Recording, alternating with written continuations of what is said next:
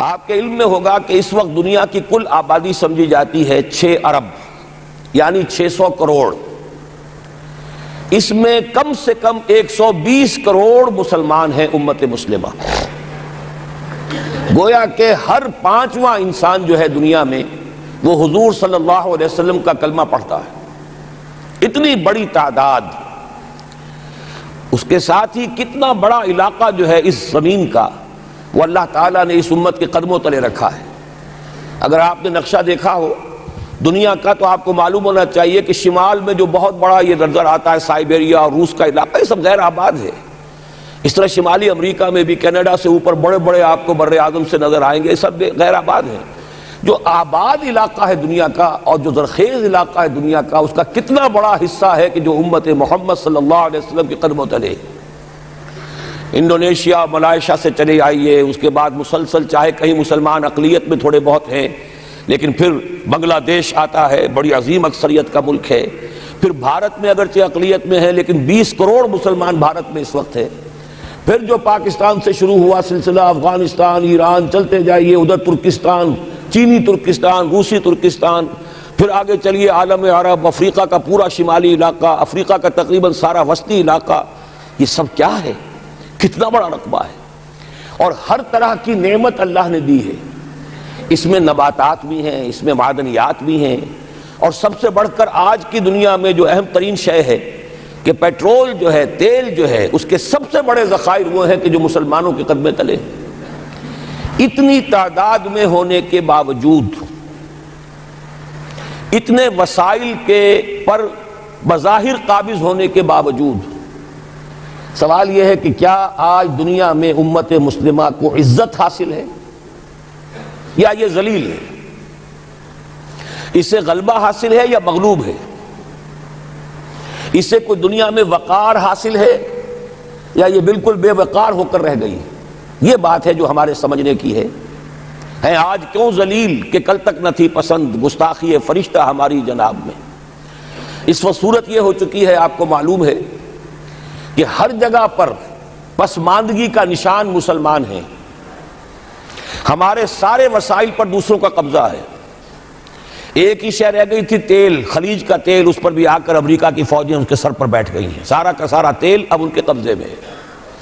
ادھر خلیج کے دہانے کے دونوں طرف وہ اپنے مورچے بنا رہے ہیں تاکہ یہاں کسی کا داخلہ نہ ہو سکے. بڑے بڑے جتنے لوگ ہمارے ہیں ان سب کی دولت ان کے پاس ہے. کہنے کو تو سلطان اور برونائی دنیا کا امیر ترین آدمی ہے، لیکن دولت ہے کہاں اس کی؟ انویسٹڈ تو وہی ہے، اسی کے بینکوں میں ہے، انہی کی کمپنیوں میں ہے. کسی کے پاس کچھ نہیں ہے. سعودی عرب کے کوئی ڈالر دے تو کہاں ہے؟ جیسے شہنشاہ ایران کا جو اثاثہ تھا، سرمایہ تھا، جو سارا کا سارا انہوں نے جو ہے وہ فریز کر لیا. تو یہ دولت تو ساری وہی ہے. کہنے کو ہے کہ آپ کے اکاؤنٹ میں اتنا روپیہ ہے، لیکن سوال یہ ہے کہ وہ اکاؤنٹ فی الواقع کس کے قبضے میں ہے؟ پھر آپ کو معلوم ہے کس طریقے سے مسلمانوں کے ساتھ سلوک ہو رہا ہے. ہر جگہ پر جہاں چاہیں، جس طرح چاہیں انہیں ستا لیں. اور ان میں بھی سب سے بڑھ کر جو بات میں آپ سے کہوں گا، آج دنیا میں جتنے بڑے پیمانے پر محمد عربی صلی اللہ علیہ وسلم کی توہین و تذلیل ہوئی ہے، پوری انسانی تاریخ میں نہیں ہوئی. رشدی نے کتاب لکھی، بدترین حملے کیے. کیا رنگیلا رسول کتاب تھی جو لکھی تھی کسی ہندو نے، جس کو کہ ایک مسلمان نے پھر خنجر گھونپ کر اور ہلاک کر دیا تھا. وہ تو کچھ بھی نہیں تھی. اس کتاب کو رنگیلا رسول کو 100 سے ضرب دیجئے تو یہ کتاب بنتی ہے سیٹنک ورسز، اور وہ ملینز نہیں بلینز کی تعداد میں شائع ہوئی. اس کے خلاف احتجاج اگر کسی نے کیا ہے تو ان کے اوپر جوتے پڑے ہیں، ان پر ڈنڈے پڑے ہیں.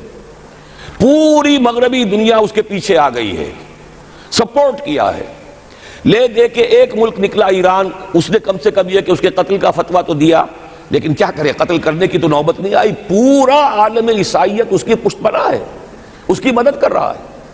یہ اتنی بڑی توہین محمد رسول اللہ صلی اللہ علیہ وسلم کی اور آپ کے ازواج مطہرات کی، اور یہ بظاہر ایک ایسے شخص کے ہاتھوں جس کا نام مسلمانوں کا سا ہے، اس کا اتنا بڑے پیمانے پر ہونا. اور پھر یہ کہ مسلمان 120 کروڑ ہونے کے باوجود کچھ نہیں کر سکتے. میں وہ چیزیں نہیں گنوانا چاہتا کہ 15 لاکھ جو ہیں وہ ہمارے افغان بھائی جو ہیں انہوں نے جانیں دی. فائدہ کس کو پہنچا؟ تاحال امریکہ کو، کہ اس کی جو مد مقابل قوت تھی USSR وہ ختم ہو گئی. اسی طریقے سے جو کچھ کشمیر میں ہو رہا ہے، ہماری بے حمیتی بے غیرتی کا عالم یہ ہے، ہم کچھ اندر خانے تھوڑی بہت کو مدد کر کے سمجھتے ہیں کہ ہم نے فرض ادا کر دیا، جبکہ فرض تو یہ ہونا چاہیے تھا کہ ہم براہ راست اعلان کرتے اور انڈیا کو الٹیمیٹم دیتے، اسٹاپ دس بزنس، یا یہ کہ پھر ہم سے جنگ ہے۔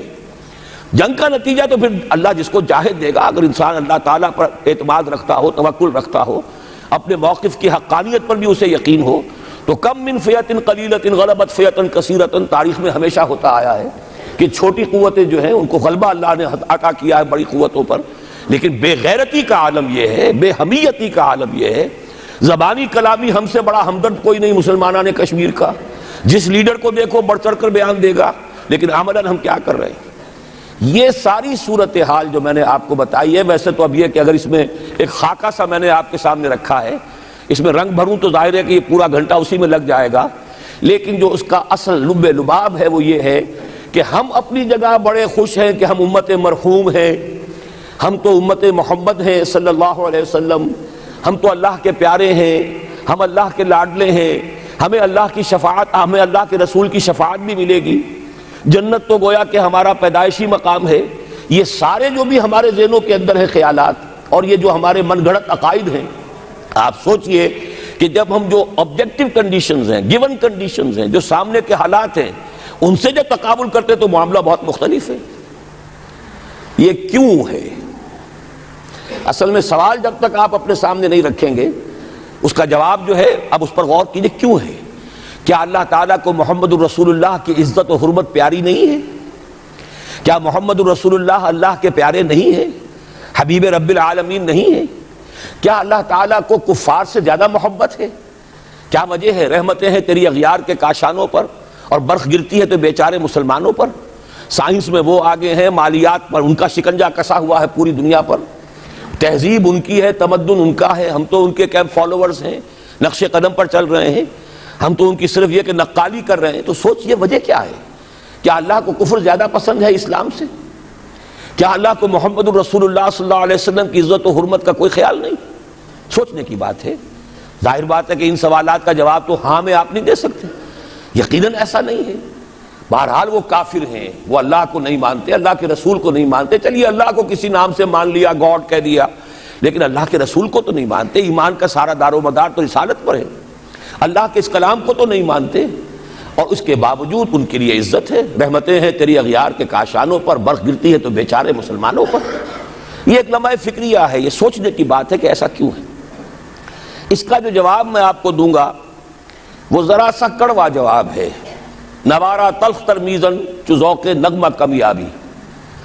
بات کہنی پڑتی ہے، جب تک کہ کڑوی بات کہی نہ جائے، حقائق کو دیکھنے کی جرت پیدا نہ کی جائے، مواجہہ نہ کیا جائے، فیکٹس کو فیس نہ کیا جائے، اس وقت تک بات صحیح نہیں ہوگی، اور نہ ہم صحیح تشخیص کر سکیں گے، نہ صحیح تجویز کی طرف ہمارا ذہن منتقل ہوگا۔ میں بہت سخت بات کہہ رہا ہوں، آج آسمان کے نیچے اس زمین پر عذاب الہی میں گرفتار امت مسلمہ ہے۔ بالفعل آج ہم امت مرحومہ نہیں ہیں، رحمت والی امت نہیں ہے، امت معذبہ ہے۔ آج ہم پر اللہ کا عذاب ہے۔ وہ کیوں ہے؟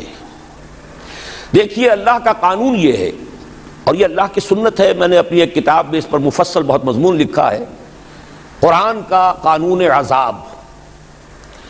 ایک عذاب تو آیا کرتا تھا ان قوموں پر جن کی طرف اللہ رسول بھیجتا تھا، اِنَّا أَرْسَلْنَا نُوحًا إِلَىٰ قَوْمِهِ۔ اگر رسول کی بات مان لی تو قوم کے لیے بہت خوشحالی ہے، مبارکباد ہے، اللہ کی رحمتوں کے سائے ہیں، اور نہیں مانی تو بربادی ہے، تباہی ہے، خاتمہ ہے۔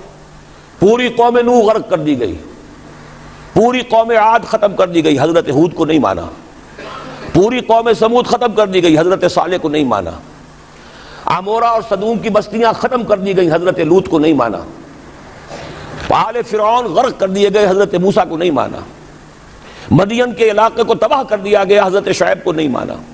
یہ بات سمجھ میں آ گئی؟ لیکن جب سے نبوت اور رسالت کا سلسلہ ختم ہوا، اس قسم کا عذاب اب دنیا میں نہیں آ سکتا۔ وَمَا كُنَّا مُعَذِّبِينَ حَتَّى نَبْعَثَ رَسُولًا، ایسا عذاب ہم نہیں بھیجتے رہے جب تک کہ رسول کو نہ بھیج دیں۔ رسول آ گیا، اس نے حق کو بیان کر دیا، بات کو کھول کھول کر مبرہن کر دیا، ہر چیز واضح کر دی، کوئی مغالطے کا امکان نہ رہا۔ جاء الحق وزهق الباطل، ہر شے جو ہے دودھ کا دودھ پانی کا پانی جدا ہو گیا۔ اب بھی جس نے نہیں مانا تو معلوم ہوا اس میں کوئی خیر نہیں ہے، اب خیر کا فقدان ہے۔ تو اس قوم کو جیسے کہ آپ باغ کے اندر جھاڑو دے کر جب بھی کوئی آندھی چلے تو پتے گرے ہوئے ہوتے ہیں، ان پتوں کو ایک جگہ جمع کر کے دیاسلائی دکھا دیتے ہیں تاکہ یہ پتے جو ہیں یہاں پر بدزیبی کا ذریعہ نہ بنے، تو پوری قوم ہلاک، کالم یغنوا فیہا، ایسے ہو گئے جیسے تھے ہی نہیں۔ یہ عذاب اب نہیں آئے گا، اس لیے کہ آخری نبی، آخری رسول محمد الرسول اللہ صلی اللہ علیہ وسلم۔ اب آج جو عذاب آتا ہے، دیکھیے کافروں کے لیے عذاب اصل میں آخرت میں ہے، دار العذاب دار الجزا وہ تو آخرت ہے، یہ تو دار الامتحان ہے۔ اب جو عذاب آتا ہے وہ اس قوم پر جو ہو تو حامل کتاب الہی، شریعت خداوندی کی کسٹوڈین، اللہ کے رسول کی نام لیوا، اس کے ساتھ عشق کا دعویٰ کرنے والی، عمل اس کے برعکس ہو۔ حالانکہ اللہ نے اگر اسے وہ مقام دیا، اللہ نے اس کی طرف رسول بھیجا اور اسے رسول کے امتی بننے کا شرف عطا کیا، اسے اپنا کلام دیا، کتاب دی، اسے اپنی شریعت دی، تو کس لیے دی؟ تاکہ اس پر خود بھی عمل کریں، اسے دوسروں تک بھی پہنچائیں۔